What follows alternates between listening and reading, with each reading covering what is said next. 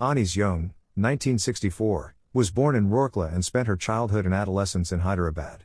She received her education in Hyderabad and in the United States of America. Her parents were both writers.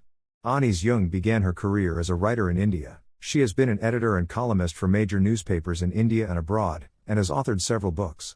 The following is an excerpt from her book titled Lost Spring: Stories of Stolen Childhood. Here she analyzes the grinding poverty and traditions which condemn these children to a life of exploitation.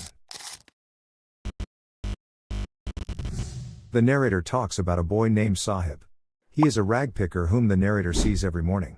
She talks to him and finds out that he came from Dhaka long back when, according to his mother, his house was swept away by storms. That was the reason why his family had come here to earn a living.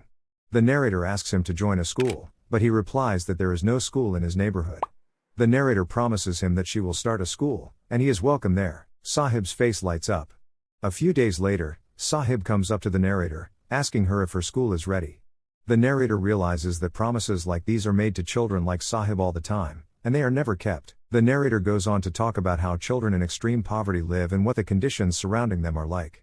She talks about how children walk barefoot on the streets, and the excuse given for this is that it's a tradition to walk barefoot. She thinks that more than tradition, it might be an excuse to justify a continuous state of poverty.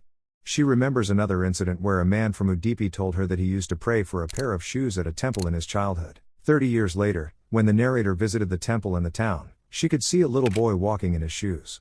Their prayers were answered. To give us a background of Sahib, the narrator talks about Simapuri, a place near Delhi where the rag pickers who came from Bangladesh in 1971 settled down.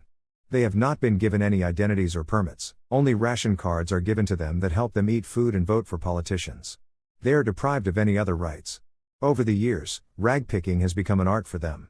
To a child like Sahib, finding a rupee or a 10-rupee note is a big achievement. One day, she sees Sahib wearing a pair of tennis shoes. One of them had a hole in it, and it did not seem to bother him because it was a dream come true for a child who had always walked barefoot. Later, the narrator sees Sahib with a steel canister in his hand. She learns that he has started working at a tea stall recently and is paid 800 rupees in addition to daily meals. When asked if he was happy with his new job, Sahib looked downcast. He was working under someone, and his freedom was taken away from him.